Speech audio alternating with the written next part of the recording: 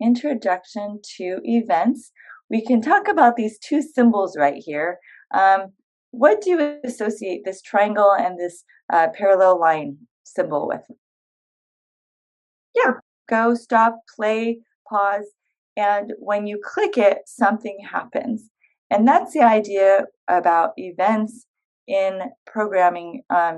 Scratch the events make something happen, and the user needs to do something in order to make the action happen. So an event is an action that causes something else to happen. And so when you knock on the door, what do you expect a response to be? An answer or someone opening the door. Yeah, or somebody peeking out the little peek hole trying to figure out who it is. But yeah, we expect an answer. If you tap somebody on the back, they'll hopefully turn around. Similarly, if somebody pulls a fire alarm, that will trigger people to come, the fire department to come and come to you. So the whole idea of an event doing something to trigger something else to happen. This is the idea we want to get across to students. So this is also the case with all the technology. Many of the technology games that we play and turning on a computer, logging in to your accounts, we need to do something in order for the computer to do something back, right? So an action that causes something else to happen. What is an example of an event block in Scratch? Well, there are three main blocks that we're going to be using this year, and the event blocks are yellow. And when the green flag is clicked, when you start a script with this, whenever a user would click the green flag, this will cause all the actions that you put into the script to happen. You can also program your code, your program to initialize or to make the code happen when the sprite's clicked. And then the third one is you can choose any of these keys on the drop down menu when that's pressed for something else to happen. So it could be the left arrow, the right arrow, the down arrow, or it can be any of the letter keys.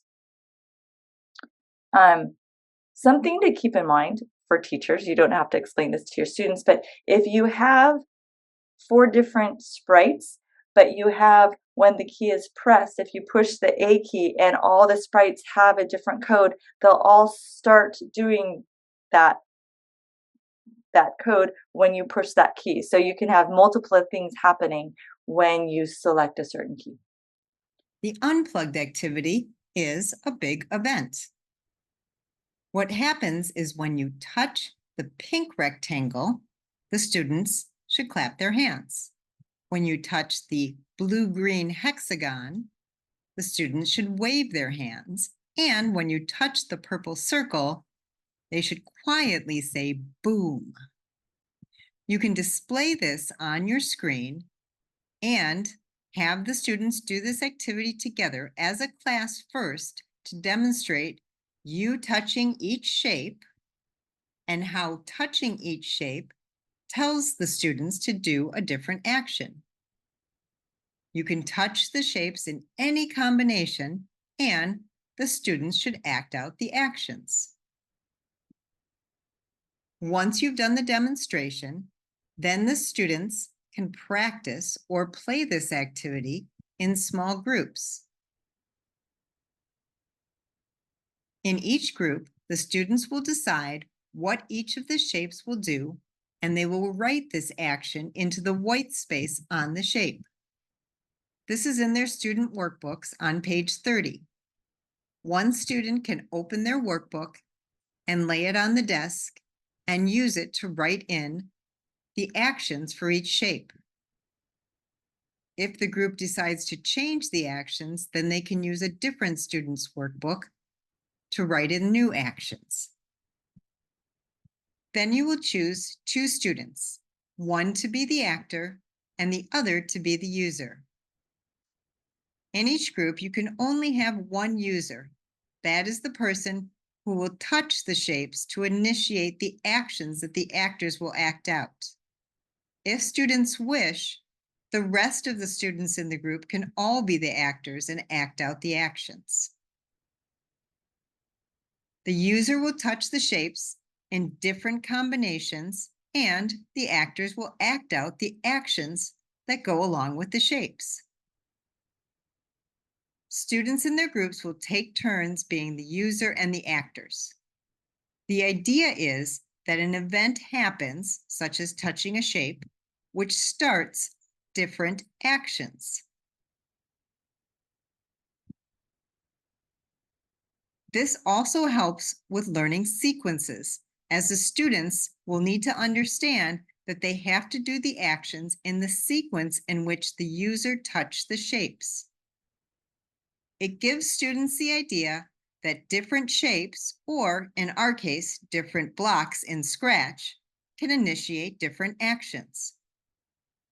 This can be a fairly short activity, maybe 10 or 15 minutes, as the students get through identifying the actions and taking turns being the users and the actors. Watch this video about NASA programmer Dorothy Vaughan. You'll be able to answer these questions. Based on the video about NASA mathematician and programmer Dorothy Vaughan, put a check next to the statements that are true. People have been treated unfairly just because of what they look like.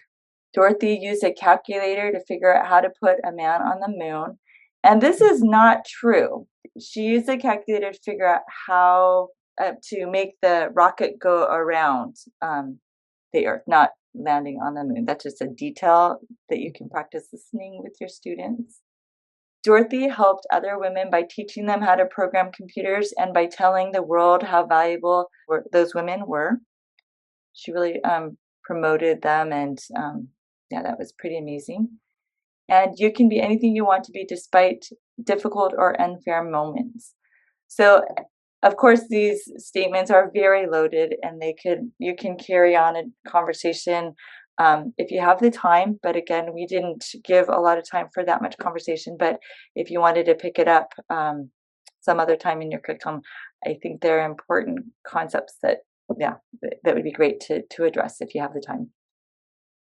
And the discussion question that they can talk about with a partner, you can talk about it as a class, or they can journal about it. Dorothy taught herself a coding language and trained her peers so they can get better jobs. When was the last time you helped somebody learn something new? And the second question, think about it. What does a computer science look like to you?